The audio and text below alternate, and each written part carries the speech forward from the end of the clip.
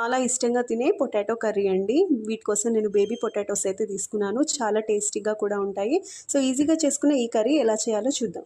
పొటాటోస్ని ఇలా వాటర్లో అయితే పొట్టు తీసి ఉడికిస్తున్నానండి. హాఫ్ బాయిల్ చేసుకోవాలన్నమాట. సో మీరు కావాలంటే పొట్టుతో కూడా ఉడికించుకోవచ్చు. ఈజీగా అయిపోతుందని అయితే నేను ఇలా చేశాను. పొటాటోస్ అయితే హాఫ్ బాయిల్ చేశాను అనమాట. సో సగం దాకా ఉడికిపోయాయి. మనం స్పూన్ లాంటిది ఒకసారి పెట్టి చూస్తే ఉడికాయా లేదా అనేది అయితే తెలిసిపోతుంది. ఆ తర్వాత తాలింపులోకి ఉల్లిగడ్డలు అయితే సన్నగా కట్ చేసి పెట్టుకున్నానండి. సో మరీ సన్నగా కాకుండా మామూలుగా ఈ విధంగా కర్రీకి సరిపోయేలాగా ఉంటే సరిపోతుంది. పిల్లల కోసం కదా అని నేనైతే మిర్చి లాంటివి అయితే వేయట్లేదండి. ఒకవేళ మీ పిల్లలు కనుక స్పైసీ ఎక్కువగా తినే వాళ్ళు అయితే యాడ్ చేసుకోవచ్చు. వాటర్ వంపేసి ఇలా తీసి పక్కన పెట్టేసుకోండి. తాలింపు అయితే పెట్టేశానండి. అది కాస్త వేగుతున్నప్పుడు అలా చిటపట్లాడుతున్నప్పుడు దీంట్లో కరివేపాకు కూడా వేస్తాను. పోపులోకి ఆనియన్స్ కూడా వేసేసానండి. ఇవి కాస్త రంగు మారడం అంటే గోల్డెన్ బ్రౌన్కి రాగానే ఇంతసేపు మనం ఉడకపెట్టుకున్నాం కదా, సో ఆ పొటాటోస్ని డైరెక్ట్గా వేసేసుకోవడమే. ఆనియన్స్ అయితే కలర్ చేంజ్ అయిపోయినాయండి. ఇప్పుడు దీంట్లోకి ఉప్పు, కారం, అలాగే ధనియాల పొడి, మసాలా పొడి కూడా యాడ్ చేసుకుందాం.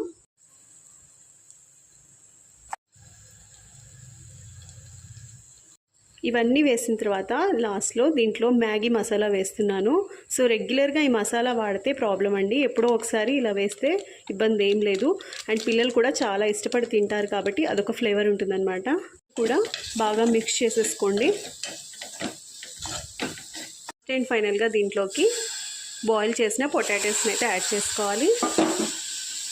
వీటికి ఈ మసాలా అంతా పట్టేలాగా బాగా మిక్స్ చేసుకోవాలి. మసాలా అంతా పొటాటోస్కి పెట్టడానికి ఒక 2 స్పూన్స్ ఆఫ్ వాటర్ అయితే వేసుకున్నానండి. సో ఇదంతా ఒక 2 నిమిషాల పాటు మనం ఉడికించాలి.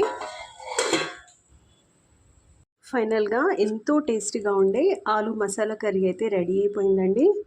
సో చాలా ఈజీ అండ్ చాలా టేస్టీ. ఒక్కసారి అయితే మీరు కూడా ట్రై చేసి చూడండి. పిల్లలు చాలా ఇష్టంగా తింటారు.